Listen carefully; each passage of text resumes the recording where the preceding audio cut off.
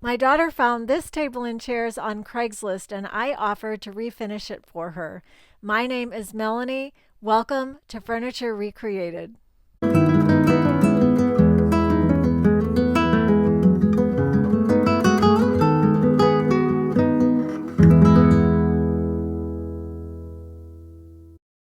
After I've cleaned the furniture, it's time to get to work and kind of check out what I'm working with, what's broken, and where it's from. It's made in Italy. I want to get this joint back together, but there's so much glue here, so I need to take that out first and then glue it back. This was a bigger problem than I thought it was going to be. Trying to get that glue out was like digging up cement. It was rock solid, and it took me pretty much the whole day to work out these joints and trying to figure out how to make them strong enough so someone could sit on the chair and not worry about it breaking. I'm thinking that maybe these chairs were refinished along with the table, actually. And when they refinished it, they used a lot of glue to get these joints to stay together. I'm thinking that perhaps it was refinished. I don't know. But I'm literally using a chisel here to get the glue off. My number one concern is protecting the rest of the piece. I don't want to put too much pressure on any of these joints that are still connected. Oh, in the back of my mind, I'm constantly thinking, be careful. Can't get this joint together. And everything's apart here because all of this dried glue is preventing this part from sitting in there nicely. So I'm trying to dig out the old glue.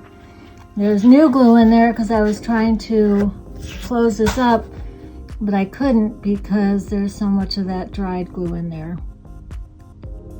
This may sound weird, but I normally like taking things out of things, but this I did not enjoy. It was never ending. It just took forever, and that's what I was getting out.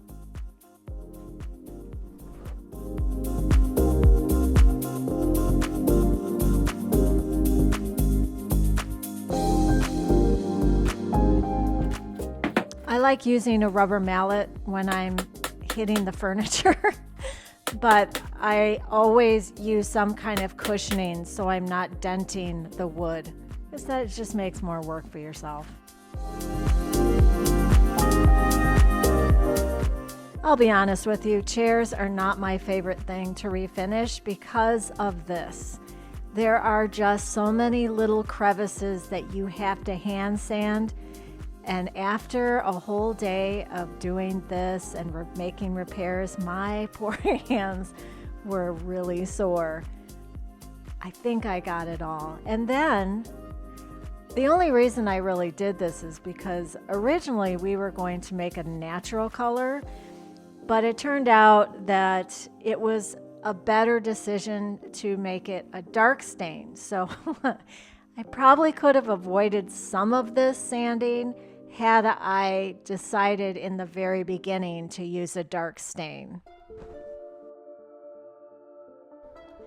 I didn't notice this until I started to sand the seat of the chair, but this was layers and layers of veneer, and I had to be mindful so that I wouldn't sand through it on the seat. When I sanded the first chair, I didn't use my mouse/cat, whatever you want to call it. It's by Ryobi, this one. Reminds me of an iron, but it does get into smaller areas because it's pointed on the end. It wasn't perfect, but it did help a lot. No, I didn't forget to take this one leg off. I couldn't get it off. There are 2 wooden pegs and 1 screw that went into these holes on the pedestal, and for some reason this one leg wouldn't come out. It was hard enough to get them out as it was because you had to pull them apart, but it was fine. Having one on there was okay. Having more than one, that would have been more complicated.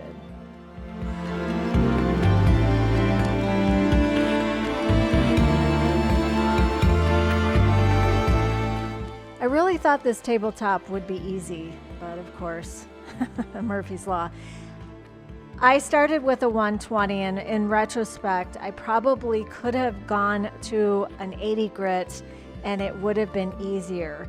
As it was, I used a 120 and I got to about here, and this took a long time to do. And my sandpaper was covered with clumps of the finish, and that was going to dig right into that soft pine. So I quit that and decided to strip, which I hate to do. It's just a mess, and the worst part is it makes the wood so wet that you have to wait for it to dry before you can do any more sanding.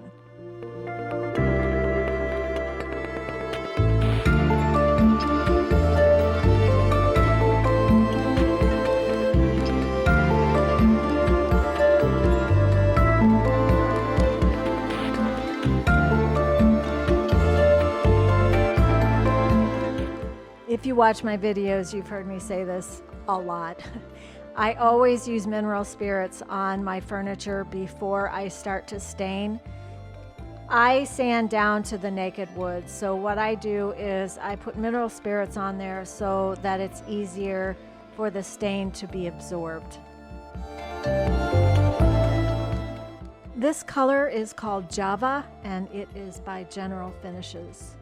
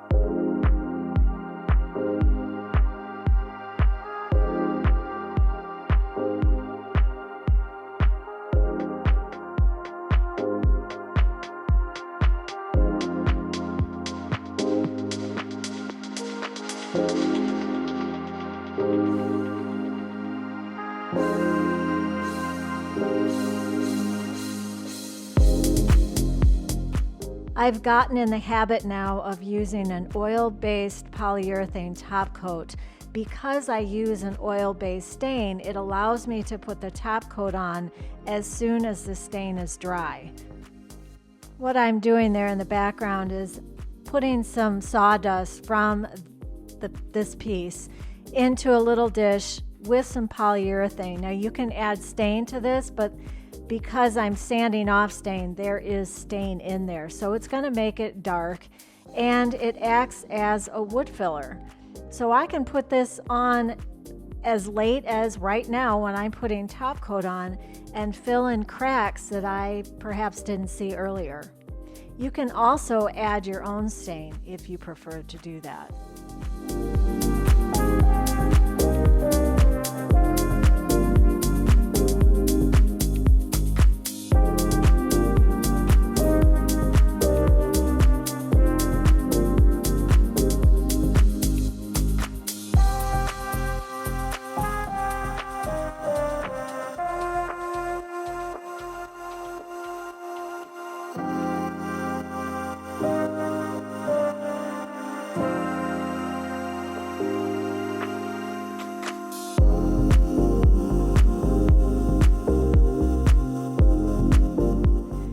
This table was finally dry after most of the day sitting in the sun and overnight.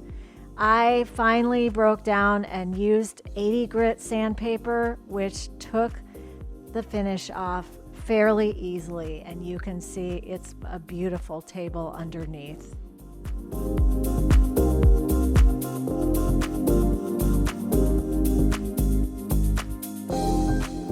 Now that the top has been stained, I can put 3 coats of polyurethane top coat.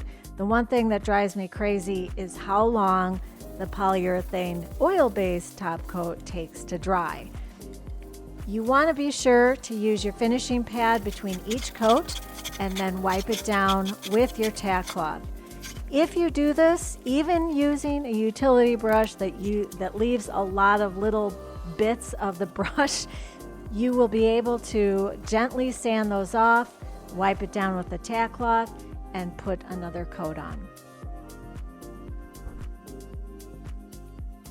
For your entertainment, you get to see me do a really boneheaded thing. I was so concerned about getting this leg on and tight because I had so much trouble getting them off. I didn't even realize that it was not exactly the way it was supposed to be. Oh, put it upside down.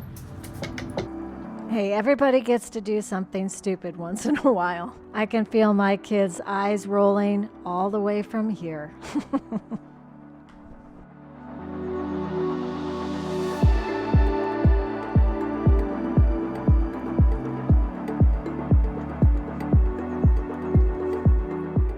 I will be screwing the tabletop on after we deliver this table to our daughter's house.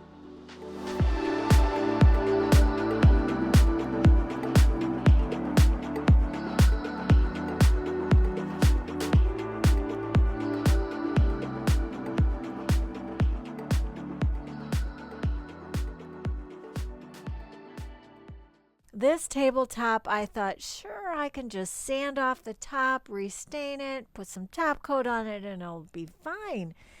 Well, it was a little more difficult than that, as you saw in the video. But I sure am happy with the results because I really didn't think it was going to look this good.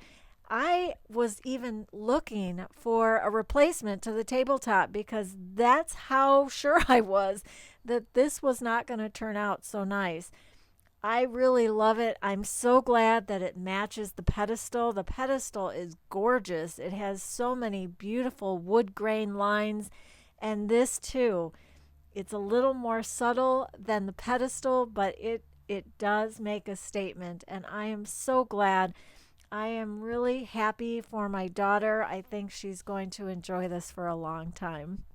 Thank you for being here. Good luck on your next project, and I will see you next time. You can do it.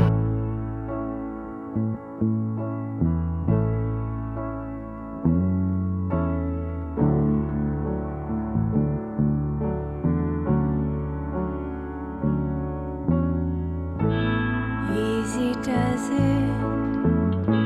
Take a look at just how far you've come. Soak in enjoyment. Take a breath and rest while stress falls off. All the time in the world for pleasure. As you find a rhythm step by step, find pleasure in the little things, in laughter, touch, or in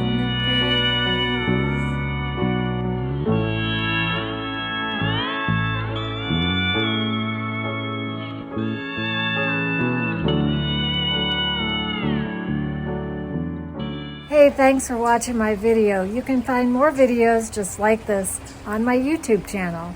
And don't forget to subscribe.